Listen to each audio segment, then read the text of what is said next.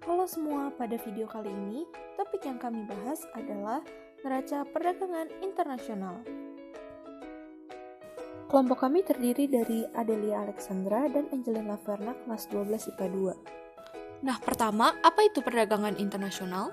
Perdagangan internasional adalah interaksi antar negara dalam bentuk jual beli barang maupun jasa atas dasar kesepakatan bersama.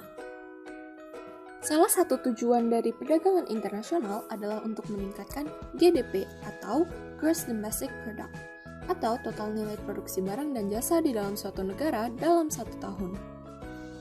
Contoh dari perdagangan internasional adalah ekspor dan impor. Tapi seperti yang teman-teman tahu, dunia kita sekarang sedang dilanda oleh coronavirus atau COVID-19. Karena pandemi ini, ekonomi dunia menjadi kacau dan mendapat pukulan yang cukup parah.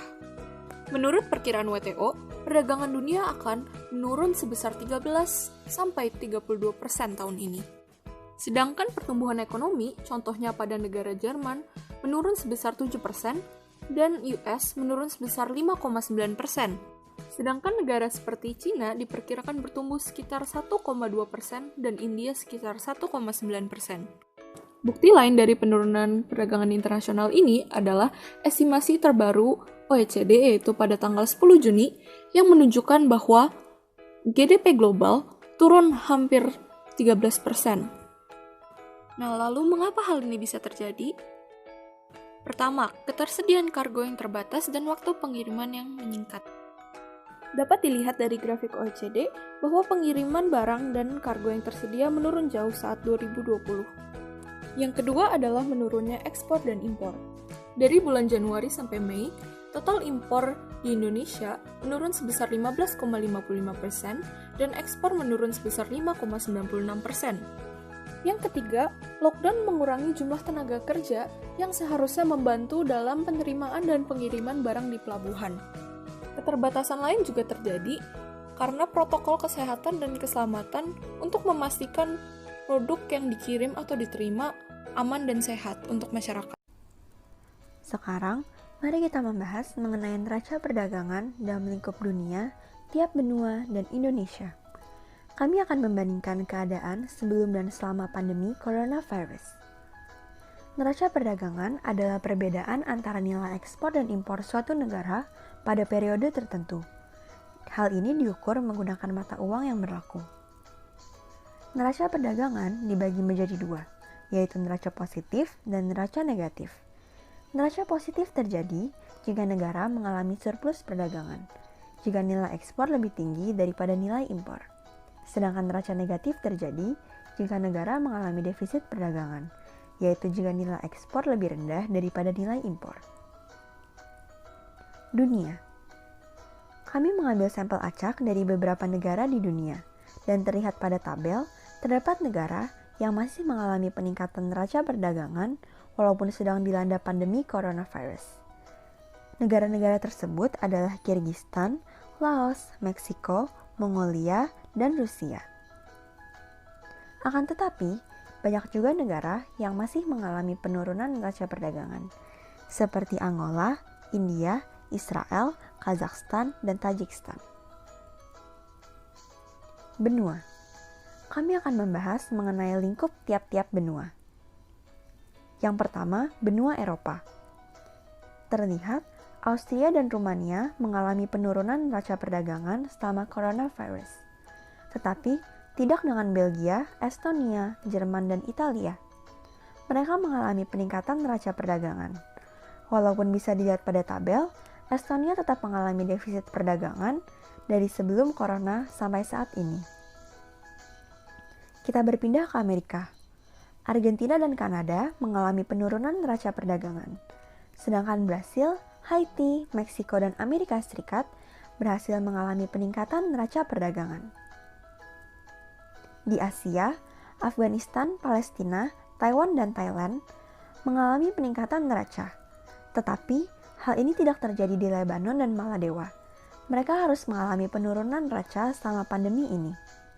Bahkan bisa kita lihat pada tabel, Lebanon mengalami penurunan mencapai 250.559 US dollar. Di Afrika, Angola, Ghana dan Uganda mengalami penurunan neraca perdagangan, sedangkan Liberia, Rwanda, dan Somalia malah mengalami peningkatan neraca selama pandemi coronavirus ini. Terakhir, benua Australia. Australia mengalami peningkatan neraca sebesar 861 juta Australian dollar. Dan negara ini dapat tetap mempertahankan surplus perdagangan dari sebelum corona sampai sesudah corona. Indonesia. Nah, di Indonesia sendiri terjadi peningkatan yang cukup signifikan selama pandemi ini, yaitu 2014 juta US dollar. Seperti yang bisa kita lihat pada grafik, pada bulan Januari, Indonesia mengalami defisit, tetapi grafik neraca meningkat di bulan Februari dan Maret, dan dapat menghasilkan surplus sampai saat ini.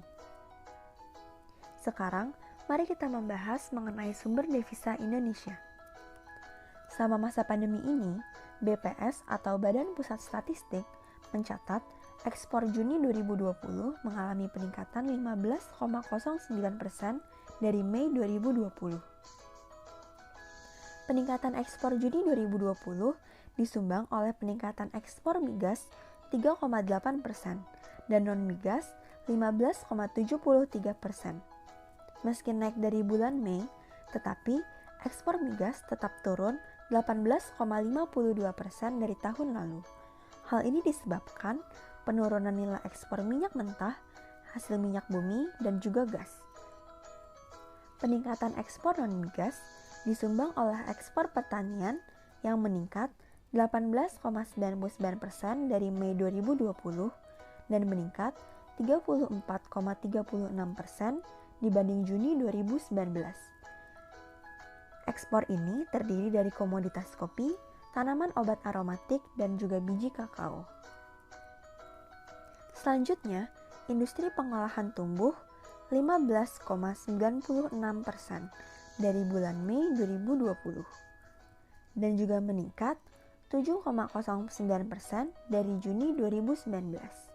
Penyumbangnya dari minyak kelapa sawit, peralatan listrik, pakaian jadi, dan juga perlengkapan komputer. Yang terakhir, ekspor pertambangan pada Juni 2020 meningkat sebesar 13,69% dari Mei 2020.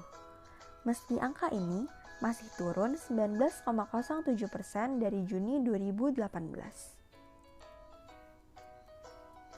Sekian penjelasan dari kami mengenai neraca perdagangan sampai sumber devisa Indonesia. Terima kasih telah menonton.